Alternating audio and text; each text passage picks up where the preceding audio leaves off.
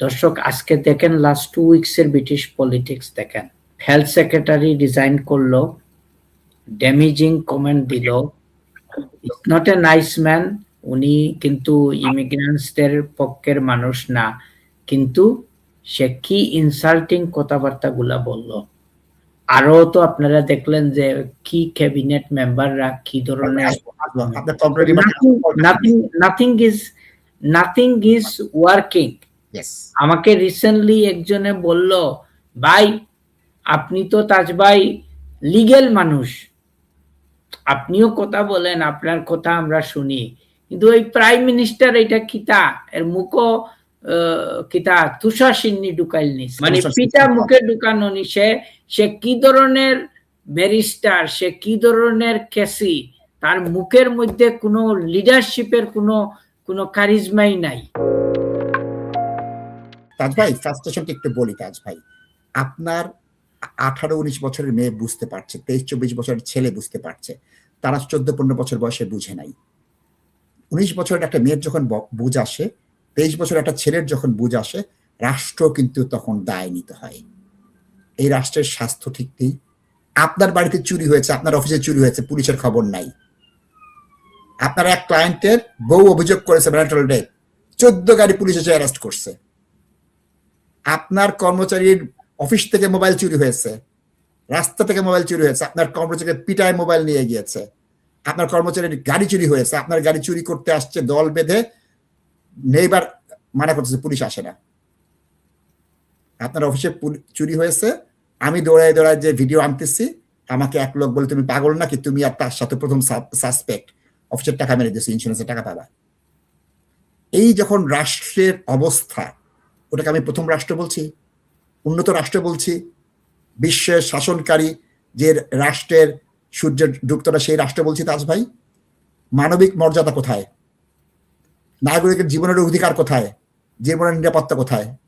তার সাথে আজকের ফ্রাস্ট্রেটেড, তার হাজার হাজার কর্মচারী, 3টা অফিস, 60টা কর্মচারীর এনআই ট্যাক্স দেন, 60টা ফ্যামিলি চলছে তাজ ভাই আপনার মাধ্যমে। সূর্য ডুবতেছে তাজ ভাই। বলেছিলাম না সময় বদলায়, যারা মন্ত্রী এমপি ছিল তারা এই দেশে এসে পালায় আসছে, এই দেশ থেকে অনেক লোক আবার বাংলাদেশে চলে গিয়েছে। আপনি আমি যে রাষ্ট্রে বসে আছি তার সূর্য ডুবার দিকে, পূর্ব দিক দিয়ে সূর্য উঠতেছে, চীন দিয়ে সূর্য উঠতেছে, কোরিয়া দিয়ে উঠতেছে, সিঙ্গাপুর থেকে উঠতেছে। তাজ ভাই please.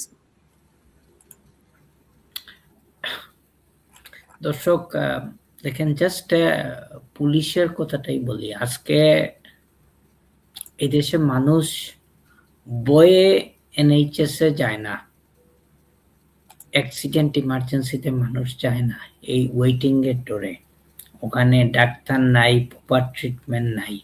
It is a dysfunctional একটা সিস্টেম হয়ে গেছে, এবং this is something which I have to support what the health secretary যে রিজাইন করার সময় some of the reasons have given. হয়তো বেচারা মান সম্মানের জন্য চলে গেছে, হয়তো ভবিষ্যতে লিডারশিপ কন্টেস্ট করবে, কিন্তু yes, to some extent he is right, the system is not working. উনি কিভাবে এটা ওয়ার্ক করাইবে? এর মধ্যে নিশ্চয়ই রিজন আছে যে ক্যাবিনেট, প্রাইম মিনিস্টার হয়তো উনি যেগুলা ইমপ্লিমেন্ট করতে চাইতেছে কথা শুনতেছে না। This is wire the problem is. এখন এটা সব দেশেও আছে। মনে করেন বাংলাদেশে একটা নতুন সরকার আছে, আই এম সো হ্যাপি যে আমাদের প্রাইম মিনিস্টার অনেক কিছু তারিক সাহেব ইমপ্লিমেন্ট করতেছেন। এখন উনি একটা ক্যাবিনেট বানাইছে, এখন উনার যদি একটা মিনিস্টার কোনো কিছু করে, উনার ডিপার্টমেন্ট উনি রান করতে চায়, এখন উনি যদি ওই মিনিস্টারকে পিছন টানে, উনাকে প্রোগ্রেস করতে না দেয়, তাইলে ওই মিনিস্টারের কিন্তু মান ইজ্জত থাকলে সে বলবে যে তারিক সাহেব আমি আপনার জব করব না, আমি রিজাইন করে দিচ্ছি। তো ওই জিনিসগুলা এই দেশে, এই জিনিসগুলা আসতেছে, এবং we have seen the example in relation to health secretary. দর্শক, now this is the state of the NHS. এখন আপনি যদি পুলিশের কাছে যান, আজকে বলেন দর্শক, কয়জন লোকের এই ক্যাপাবিলিটিটা আছে? যে তারা অনলাইন যাবে, ক্রাইম রিপোর্ট করবে, তারপরে অফিসার কন্ট্যাক্ট করবে, এগুলা এই যে সময় লাগে, এগুলা বলে তারা যে এগুলা ইমার্জেন্সি ম্যাটার না। নাসিব ভাই বলেন, জেনারেল পাবলিকের কয়জনের এনার্জি আছে এবং এগুলা তারা করবে? The police system is failing and this is why the crime is increasing in this country. আমি 3 সপ্তাহ আগে বলছিলাম যে ক্রাউন কোর্টে there are 70,000 plus criminal trials waiting to be heard, এবং অ্যামেজিং জিনিসটা হচ্ছে কি, বার্মিংহাম ক্রাউন কোর্টে, যেহেতু আমার ওই এলাকায় অফিস আছে, এক একটা ক্রিমিনাল ট্রায়ালের ডেট পড়ছে মার্চ এপ্রিল 2028। একটা লোকের জীবন এখানেই স্টপ হয়ে গেছে। যারা ক্রিমিনাল কোর্টে কনভিক্টেড হইছে, দে আর কনভিক্টেড ক্রিমিনালস, তাদের সাজা শেষ হইবার আগে রাষ্ট্র তাদেরকে মানে পেরোল যেটাকে আমরা বলি, মানে তাদেরকে বলছে যে তোমরা লাইসেন্সে বাইর হইতে পারবে, বিকজ আমরা প্রিজনে লোক রাখতে পারতেছি না, আমাদের ক্যাপাবিলিটি নাই। সো এটাই হচ্ছে কি the current beauty of it. এবং আপনারা যাদের ইমিগ্রেশন ঠিক নাই, সাবজেক্ট টু ডিপোর্টেশন, আপনাদের কিন্তু ক্রিমিনাল কেস স্টার্ট হইবার সাথে সাথে, এবং আপনারা বিশ্বাস করবেন না দর্শক, এটা করতেছে প্রচুর, ওরা যাইতেছে আপনাদের সাথে কথা বলতেছে, ইনডাইরেক্টলি বলতেছে সলিসিটারের কথাবার্তা কোনো কিছু শুনিও না, তোমাদেরকে আমরা টাকা দিয়ে দিব, তোমরা এখানে জেলও কাটার দরকার নাই, নিজেদের দেশে চলে যাও। এই ইনসেন্টিভ দিচ্ছে মানুষকে to leave the country. So এই হচ্ছে কি কারেন্ট স্টেট। নাশিদ ভাই, আজকে যদি আপনি কল করেন, দর্শক আমিও জীবনের 60টা বছর early life of my profession আমি কিন্তু ক্রিমিনাল ডিউটি সলিসিটার হিসাবে কাজ করছি। I know the system, I know how effective the police was.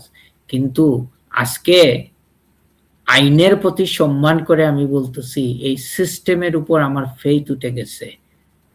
আমি নিজে অনেক সময় আমার নিজের ক্লায়েন্টকে বা অনেক সোশ্যাল কন্টেক্সে অনেকে আমাকে ফোন দেয়, তাস ভাই কি করব, এই সমস্যাটা হইছে যে কইছে, just I say West of time.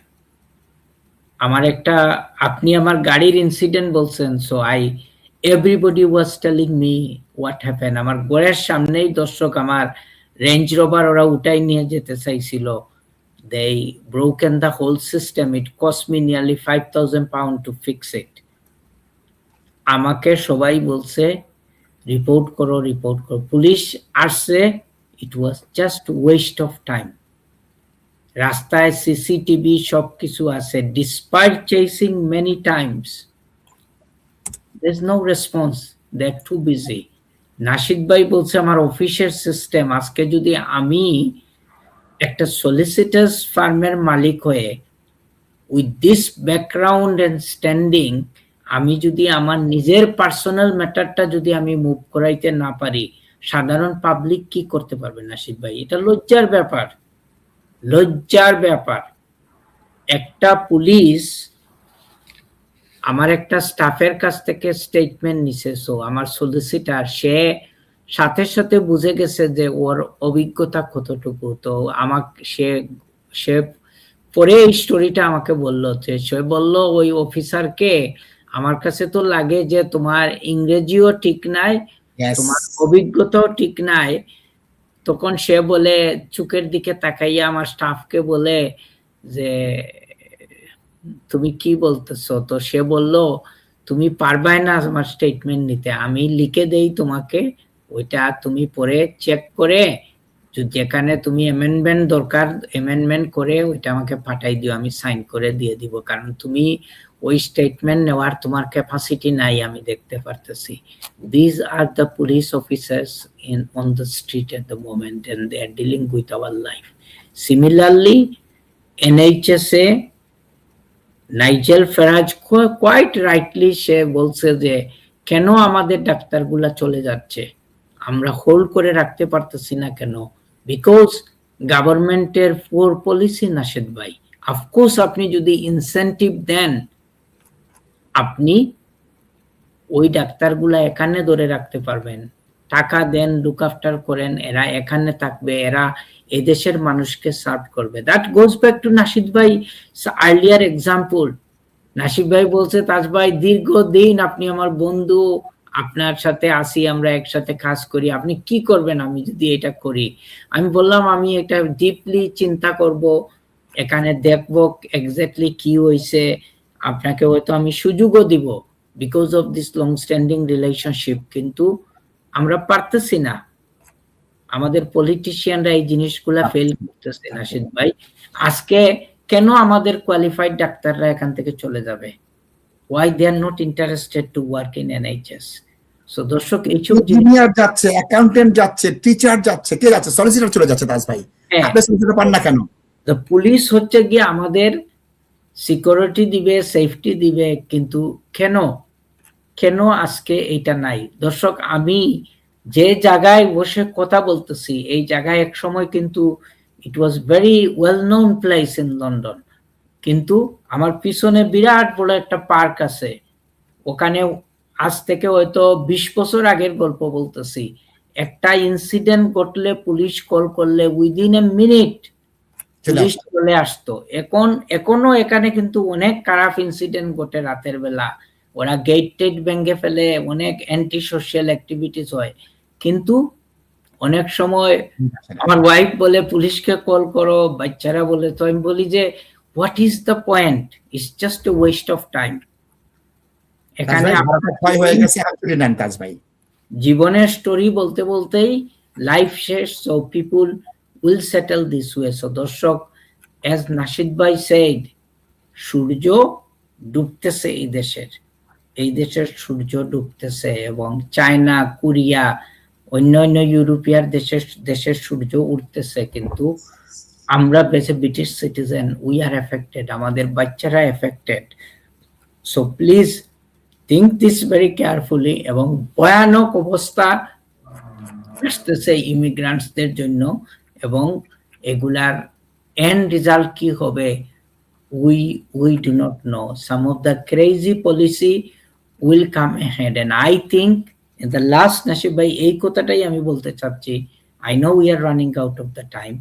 I think this government needs to go and we need to make a fresh start.